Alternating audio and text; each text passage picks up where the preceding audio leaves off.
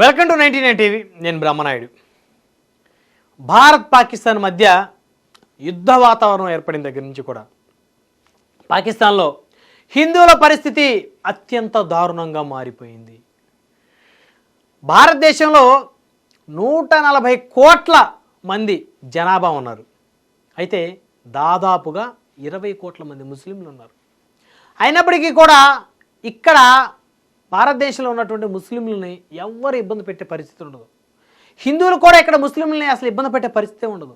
ఒక ముస్లిం మీద ఎవరన్నా దాడి చేస్తే ఒక దెబ్బ కొట్టినా తిట్టినా కారణం లేకుండా, సంబంధం లేకుండా, పరిచయం లేకుండా చుట్టుపక్కల 100 మంది ముస్లిమ్స్ ఆ ముస్లింకి అండగా వస్తాడు. అంటే అది ఐకమత్యం, ఆ మతంలో ఉన్నటువంటి ఐకమత్యం. వాడు తప్పే చేసి ఉన్నాడు, వాడు నీచుడు అయినా కానీ వాడి మీద ఎవరన్నా దాడి చేస్తే ఒక దెబ్బ కొట్టినా వాడికి మద్దతుగా 100 మంది ముస్లింలు వస్తారు. అదే ముస్లింలో ఉన్నటువంటి ఒక యూనిటీ ఇప్పటి వరకు ఉంది. అది ప్రపంచంలో అందరికీ తెలుసు, భారతదేశంలో కూడా అందరికీ తెలుసు, మనం కొత్తగా చెప్పనక్కర్లేదు. అయితే హిందువులకు ఆ యూనిటీ ఉందా? చాలా చాలా తక్కువ ఉంది. అకారణంగా ఒక హిందువుని మరో మతస్థుడు ఎవరన్నా కొడుతున్నా తిడుతున్నా కనీసం ఏం జరిగింది అని అడిగే పరిస్థితి కూడా ఇక్కడ మతంలో లేదు. ఎందుకంటే హిందువుల్లో అనేక కులాలు, కమ్మ, కాపు, రెడ్డి, వెలమ, రాజు, బ్రాహ్మణ, వైశ్య, ఇలా ఎన్నో కులాలు. ఓసీలు అంటారు, బీసీలు అంటారు, ఎస్సీలు అంటారు, ఎస్టీలు అంటారు. ఇలా హిందువుల్లో అనేక డివిజన్స్ ఉన్నాయి. కాబట్టి ఐకమత్యం చాలా తక్కువ. ఇక్కడ కులాల పేర్లతో కొట్టుకుంటూ ఉంటారు. కానీ ముస్లింలు మాత్రం వారిలో తెగలు ఉన్నప్పటికీ వారి మీద ఎవరైనా ఒక్కరు దాడి చేస్తే 100 మంది వస్తారు. అయితే ఇప్పుడు స్ట్రైట్గా పాయింట్కి వద్దాం. పాకిస్తాన్లో హిందువుల పరిస్థితి ఏంటి?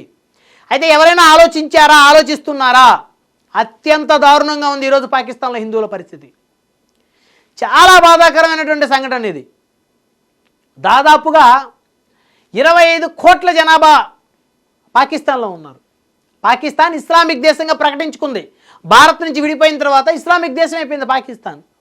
కానీ భారతదేశాన్ని హిందూ దేశం అంటే ఇక్కడ ముస్లింలు బాధపడతారు. అదేంటో అర్థం కాదు. మరి పాకిస్తాన్ మాత్రం ఇస్లామిక్ దేశం. కానీ పాకిస్తాన్లో కూడా 50 లక్షల మంది పైగా హిందువులు ఉన్నారనేది విషయం ఎంతమందికి తెలుసు? వారి పరిస్థితి ఇప్పుడు ఎలా ఉంది? అత్యంత దారుణంగా ఉంది. ఇప్పుడు భారత్ పాకిస్తాన్ మధ్య యుద్ధం జరిగిన నేపథ్యంలో పాకిస్తాన్లో ఉన్నటువంటి హిందువులు చాలా ఇబ్బందులు పడుతున్నారు. అక్కడ ముస్లిమ్స్ పాకిస్తాన్లో ఉన్నటువంటి హిందువుల మీద దాడులు చేస్తున్నారు, దౌర్జన్యాలు చేస్తున్నారు. ఇంకా చెప్పాలి అంటే 2 రోజుల నుంచి కొన్ని వీడియోలు సోషల్ మీడియాలో అత్యంత బాధాకరంగా వైరల్ అవుతూ ఉన్నాయి. పాకిస్తాన్లో ఉన్నటువంటి హిందువుల మీద ముస్లింలు తెగబడుతున్నారు. మతం మార్చుకోమని చెప్పేసి వారిని దారుణంగా హింసిస్తున్నారు. హిందూ స్త్రీలని వారిని మానభంగం చేస్తున్నారు. వారి మీద దారుణమైనటువంటి హింసని వారు ప్రేరేపిస్తున్నారు. మీరు మతం మారకపోతే మిమ్మల్ని చంపేస్తామని బెదిరిస్తున్నారు, అత్యాచారాలు చేస్తున్నారు. అత్యంత దారుణంగా పాకిస్తాన్లో హిందువుల పరిస్థితి ఉంది. అయితే పాకిస్తాన్లోని హిందువుల గురించి పట్టించుకోవాల్సినటువంటి అవసరం భారతదేశానికి ఉంది. ఎందుకంటే భారతదేశం అతిపెద్ద హిందూ దేశం. ఈ ప్రపంచంలో ఉన్నటువంటి అన్ని దేశాల కన్నా కూడా అతిపెద్ద హిందూ దేశం మన భారతదేశం. భారతదేశంలో మెజారిటీ ఉన్న హిందువులే ఉన్నారు. ఇక్కడ దయగల దేశం. ఎన్నో దేశాల నుంచి ఇక్కడికి శరణార్థుల రూపంలో వచ్చినటువంటి వారిని అందరినీ కూడా కడుపులో పెట్టుకున్న దేశం భారతదేశం. అందరినీ హక్కును చేర్చుకున్న దేశం భారతదేశం.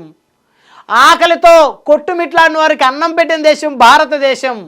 అలాంటి భారతదేశం ఈరోజు పాకిస్తాన్లో ఉన్నటువంటి హిందువులని కాపాడుకోవాల్సినటువంటి అవసరం ఉంది ఈ దేశానికి.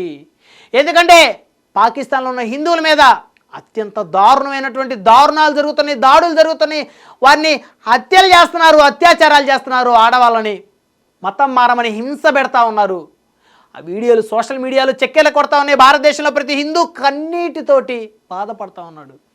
కాబట్టి ఈ దేశంలో ఈ కేంద్ర ప్రభుత్వం కూడా, భారత ప్రభుత్వం కూడా నిర్ణయం తీసుకోవాల్సిన అవసరం ఏర్పడింది.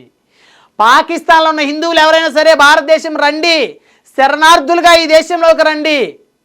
మీకు బతకడానికి ఇక్కడ చోటు కల్పిస్తామని చెప్పేసి మన భారత ప్రభుత్వం అధికారికంగా ప్రకటించాల్సినటువంటి సమయం ఆసన్నమైంది. లేకపోతే పాకిస్తాన్లో ఉన్నటువంటి ప్రతి హిందువు ఊచకోతకి గురవుతాడు. ప్రతి హిందూ స్త్రీ తన మానాన్ని పోగొట్టుకుంటుంది, తన నుదుటిన కుంకుమను పోగొట్టుకుంటుంది. కాబట్టి భారత ప్రభుత్వం ఖచ్చితంగా పాకిస్తాన్లో ఉన్నటువంటి హిందువులకి ఆశ్రయం కల్పించాల్సినటువంటి అత్యవసర పరిస్థితి ఏర్పడింది. పాకిస్తాన్లో ఉన్న హిందువులు ఎవరైనా సరే శరణార్థులుగా ఈ దేశంలోకి రావచ్చు అని చెప్పేసి అధికారికంగా ఒక ప్రకటన ఇవ్వాల్సినటువంటి అవసరం ఉంది. లేకపోతే పాకిస్తాన్లో ఉన్నటువంటి హిందువులందరినీ కూడా అక్కడున్న ముస్లింలు అత్యంత దారుణంగా పొట్టను పెట్టుకునేటువంటి పరిస్థితులు స్పష్టంగా కనబడుతున్నాయి. భారతదేశంలో ఉన్నటువంటి మేధావులందరూ కూడా ఆలోచించాల్సినటువంటి అవసరం ఉంది. ఎక్కడెక్కడో నుంచి బంగ్లాదేశ్ నుంచి ఎంతోమంది వచ్చారు, ఇక్కడ శరణార్థులుగా బతుకుతూ ఉన్నారు. మరి కొంతమంది వెస్ట్ బెంగాల్ బోర్డర్లోంచి చొరబడిన రోహింగ్యాలు కూడా భారతదేశంలో ప్రధాన నగరాల్లో బస్తీల్లో తలదాచుకుంటున్నారు, హ్యాపీగా బతుకుతున్నారు. కానీ భారతదేశంలోనే ఒకప్పుడు ఉన్నటువంటి పాకిస్తాన్ సంబంధించినటువంటి హిందువులు ఎవరైతే ఉన్నారో మరి వారు ఆ రోజు పరిస్థితుల దృష్ట్యా, వారికి అక్కడ ఉన్నటువంటి ఆస్తుల దృష్ట్యా, వారికి అక్కడ ఉన్నటువంటి అనుబంధం దృష్ట్యా వారు ఆ భూభాగంలో అక్కడే ఉండిపోయారు. సో ఇప్పుడు వారందరినీ కూడా వారికి ఇష్టపూర్వకంగా మరి వారు అంగీకారం తెలిపితే వారిని భారతదేశంలోకి ఆహ్వానించేటువంటి పరిస్థితులను ఇక్కడ ప్రభుత్వం కల్పించాల్సిన అవసరం ఉంది. ఇక్కడ ఎంతోమంది హిందూ మేధావులు, హిందూ సంఘాలు ఆ పాకిస్తాన్లో జరుగుతున్నటువంటి హిందువుల మీద జరుగుతున్నటువంటి దాడుల గురించి కూడా మాట్లాడాల్సినటువంటి పరిస్థితి ఏర్పడింది. కాబట్టి ఖచ్చితంగా పాకిస్తాన్లో ఇబ్బందులు పడుతున్నటువంటి హిందువులందరినీ కూడా శరణార్థులుగా వెల్కమ్ చెప్పడానికి ప్రభుత్వాలు సిద్ధంగా ఉండాలి. ప్రజలు కూడా మానసికంగా సిద్ధమవ్వాల్సినటువంటి అత్యవసర పరిస్థితి ఏర్పడింది.